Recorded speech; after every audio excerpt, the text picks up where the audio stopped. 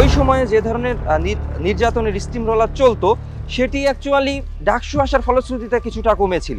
Hygiene maintain করে proper খাবার এবং আনুষঙ্গিক জিনিসের ঘাটতি রয়েছে। আওয়ামী লীগের আমলে আমরা দেখতে পেতাম কৃত্রিম সংকট তৈরি করে প্রত্যেকটা শিক্ষার্থীকে ছাত্রলীগ করতে বাধ্য করা হতো। পড়াশোনা বান্ধব, গবেষণা বান্ধব, শিক্ষা বান্ধব একটি ছাত্র রাজনীতি হওয়া উচিত। পুরাতন সিস্টেমটা ভেঙে যেন আবাসন সংকটটা নিরসন করা হয়। শিক্ষা ও গবেষণার ক্ষেত্রে আরও মানোন্নয়ন করা প্রয়োজন। ঢাকা বিশ্ববিদ্যালয়ে যে শিক্ষকেরা পাঠদান করেন তারাই যখন প্রাইভেট বিশ্ববিদ্যালয়ে যায় সেইখানে কিন্তু তাদের পাঠদানের পদ্ধতি বদলে যায় এবং আরও ভালো হয়।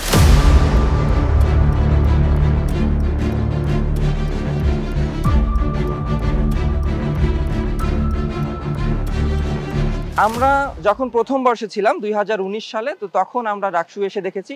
তো আমরা যেটি দেখেছি যে ঢাকা বিশ্ববিদ্যালয়ে যে ধরনের ওই সময়ে যে ধরনের নির্যাতনের স্টিম রোলার চলতো সেটি অ্যাকচুয়ালি ডাকসু আসার ফলশ্রুতিতে কিছুটা কমেছিল এবং তারা শিক্ষার্থীদের কাছে যাইতো ভোট চাওয়ার জন্য হলেও তারা শিক্ষার্থীদের কথা শুনতো। যারা খেলাধুলা করতে চায় তাদের এই খেলাধুলার পরিবেশের ক্ষেত্রে কিছু ঘাটতি রয়েছে এবং এছাড়াও তাদের হাইজিন মেনটেন করে প্রপার খাবার এবং আনুষঙ্গিক জিনিসের ঘাটতি রয়েছে। বলতে গেলে আমাদের ভার্সিটিতে যত স্টুডেন্ট আছে সেই তুলনার আমাদের খেলার মাঠ এবং জিমনেশিয়াম অন্যান্য সরঞ্জামের অনেক ঘাটতি রয়েছে।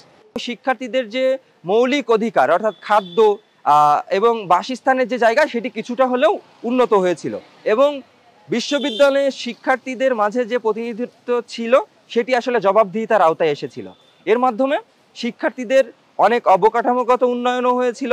যেমন আমি যদি মহসিন হলের কথাই বলি, তো সেখানে আমাদের সেলুনটা খুবই অগোছালো ছিল, আমাদের লন্ড্রিটা খুবই অগোছালো ছিল, সেটি আসলে খুব ডেকোরেট করা হয়েছে। আমরা গেস্ট রুমে এমন একটি পরিবেশ বিদ্যমান ছিল যেখানে আমরা বসতেই পারতাম না, তো সেটির অবকাঠামোগত উন্নয়নের মাধ্যমে আমরা পরবর্তীতে সেখানে একটি ভালো পরিবেশ আমরা পেয়েছি। পরবর্তীতে যদি ডাকসু আসে এ ধরনের আরও বেশি উন্নয়ন আমরা দেখতে পাবো। ঢাকা বিশ্ববিদ্যালয়ে অনেক ধরনের সমস্যা। ঢাকা বিশ্ববিদ্যালয়ে আবাসন সংকটটা কোনো মতে আমরা দেখতে পাচ্ছি খানিকটা সংকটের সমাধান হয়েছে বলে আমার কাছে মনে হচ্ছে। যেমন কৃত্রিম একটা সংকট তৈরি করে রাখা হয়েছিল ছেলেদের হলে, অর্থাৎ নারী শিক্ষার্থীদের একটা সমাধান না হলেও ছেলেদের হলে কৃত্রিম সংকটটা আমরা সমাধান হতে দেখতে পাচ্ছি। কারণ আওয়ামী লীগের আমলে আমরা দেখতে পেতাম কৃত্রিম সংকট তৈরি করে প্রত্যেকটা শিক্ষার্থীকে ছাত্রলীগ করতে বাধ্য করা হতো। অর্থাৎ এই কৃত্রিম সংকট, এই যে সংকট, হল সংকট, সিট সংকট, এটাকে ভালো মতো কাজে লাগিয়েছিল ছাত্রলীগ। এর বাইরে খাবারের যে সংকট, অর্থাৎ ক্যান্টিনের সংকট, এরপরে ট্রান্সপোর্টেশনের সংকট, এরপরে রেজিস্টার বিল্ডিংয়ের অটোমেশন পদ্ধতি না থাকা, লালপেতার দৌরাত্ম্য, এই ধরনের সংকট কিন্তু এখনও আছে এবং এগুলো সমাধান করতে গেলেই কিন্তু আমাদের ঢাকা বিশ্ববিদ্যালয়ের প্রশাসনের উদ্যোগ নেওয়া দরকার এবং ছাত্র সংসদ নির্বাচনও কিন্তু বা ছাত্র সংসদ নির্বাচিত প্যানেলও কিন্তু এই জায়গায় একটা ভূমিকা রাখতে পারে বলে আমার কাছে মনে হয়। প্রত্যেকটা বছর যদি ডাকসু নির্বাচনের ধারাবাহিকতা বজায় রাখে তাহলে শিক্ষার্থীরা তাদের যোগ্য নেতৃত্ব বাছাই করতে পারবে এবং তাদের দাবি দাওয়াগুলো যোগ্য নেতৃত্বের মাধ্যমে তাদের ভয়েসটা উপস্থাপন করতে পারবে। পড়াশোনা বান্ধব, গবেষণা বান্ধব, শিক্ষা বান্ধব একটি ছাত্র রাজনীতি হওয়া উচিত বিশ্ববিদ্যালয়। একটা বিশ্ববিদ্যালয়ের প্রতিষ্ঠার পিছনে যে উদ্দেশ্যগুলো থাকে সেই উদ্দেশ্যকে ফোকাস করে যেন ছাত্র রাজনীতি হয়। শুধুমাত্র আমার একটা পলিটিক্যাল পার্টিকে এস্টাবলিশ করা, লোকবল বৃদ্ধি করা, এটির জন্য কোনো ছাত্র সংগঠনের উদ্দেশ্য না হয়ে থাকে। শিক্ষা, একটা আদর্শ ক্যাম্পাস বিনির্মাণ, এটিকে কেন্দ্র করে যেভাবে পলিসি তৈরির মাধ্যমে ছাত্র রাজনীতি থাকা দরকার আর সেভাবে ছাত্র রাজনীতি হইলে তাহলে এটাকে আমরা খুব পজিটিভভাবে দেখছি।